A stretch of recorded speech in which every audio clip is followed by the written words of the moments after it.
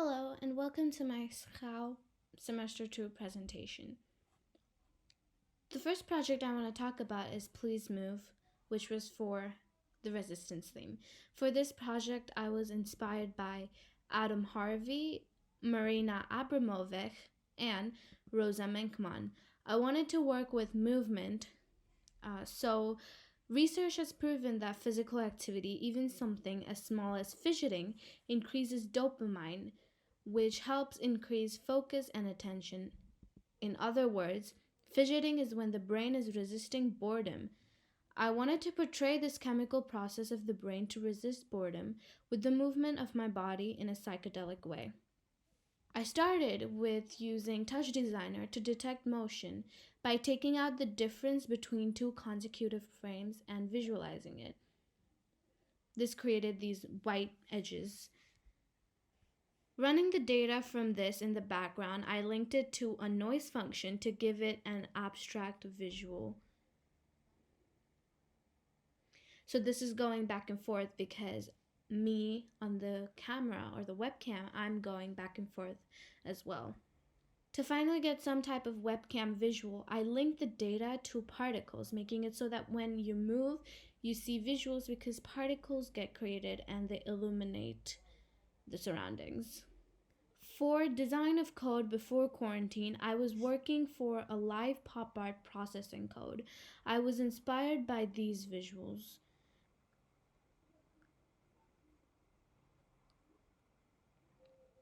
Taking this into account, I wanted to take something similar to this into Touch Designer and make it so that when I don't move, the screen is black, but when I do move, it gives off these psychedelic chemical like effects. At the end, the result was this.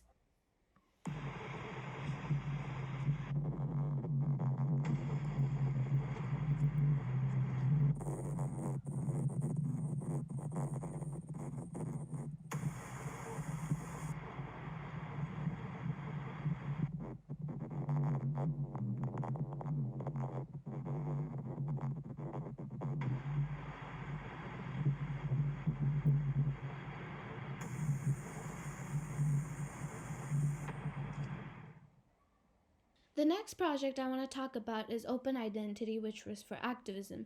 This was a short project that I did, taking inspiration from History in Chroma Key by Helmut Smits, Craftivism, and the internet trolls. So, Chroma Key Green allows us to overlap videos, photos on other videos or photos.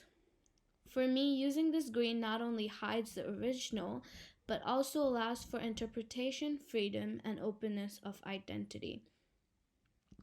I gave this type of green ski mask to a few individuals and asked them to pose as a statue, taking into account what their own story would be if they were a statue. These are the final photos I collected. I asked the subject of the photos to wear the ski mask so that the who isn't so important anymore. I wanted to create a space to imagine and create a feeling of openness. The next project I wanted to talk about was Alone, which was for the solitude theme. To me, there are different kinds of solitudes: a comfortable solitude and an uncomfortable solitude. I wanted to experiment with the difference between the two, so I decided to sing in the uncomfortable solitude the way I would sing in my comfortable solitude. Even though I could physically see that I was completely alone, my mind wouldn't let me free up. My body language was quite closed, and my eyes are searching for possible movement to avoid embarrassment. I'm going to skip that part because the video is too long, but if you do want to see the entire video, I will link it in the description. Going off of that feeling, I wanted to create a 3D virtual space that symbolizes the comfort, or in this case, the uncomfort I was trying to portray.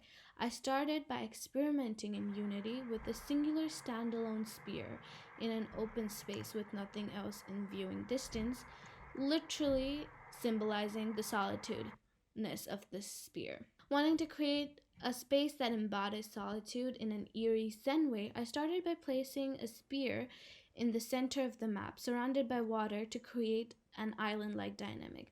The only thing you hear is the water and your own footsteps, reminding you that, yeah, you're completely alone in this place. As you go closer to the spear, a distant sound is heard, creating an eerie feeling. I will now play the video for you to watch.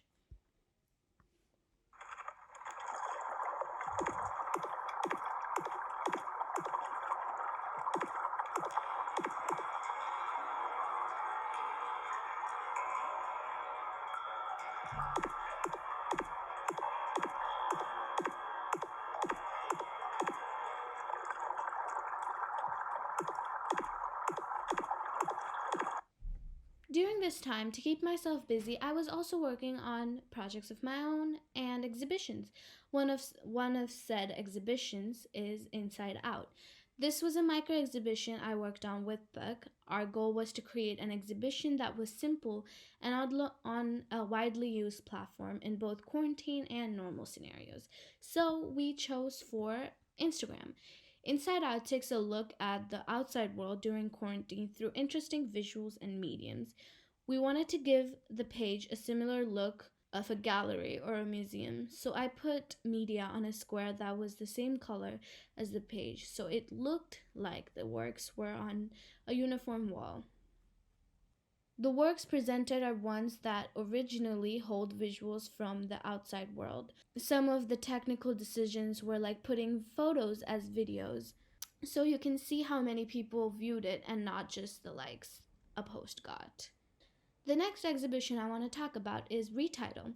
This was a group project with Yang, Baudavine, and me. Our task was to create an umbrella exhibition which nicely embeds other micro exhibitions like the one you saw before.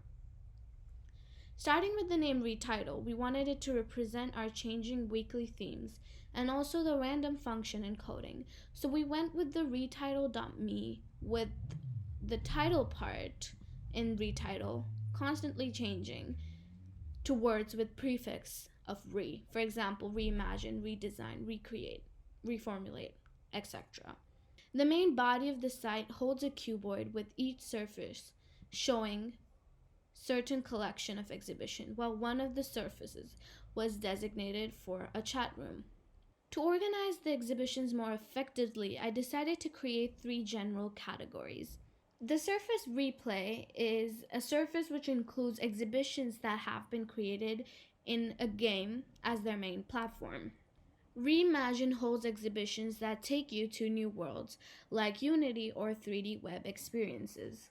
Lastly, Recollect is a surface with exhibitions that have shown the works through a medium of collection like Instagram or Marktplatz. Throughout quarantine, I wanted to revisit my old hobby of writing. This time I had something interesting to write about, and I talked about my thoughts and journey with design and art. For example, my article, Where Do Designers Fit In During the Coronavirus Epidemic, which talks about the required changes in the design of our current systems, or the wrong kind of design thinking, where I pick out the mistakes of my design process, or critical creative research, where I brainstorm how I could improve my said mistakes in my design process. But that was about it. Thank you.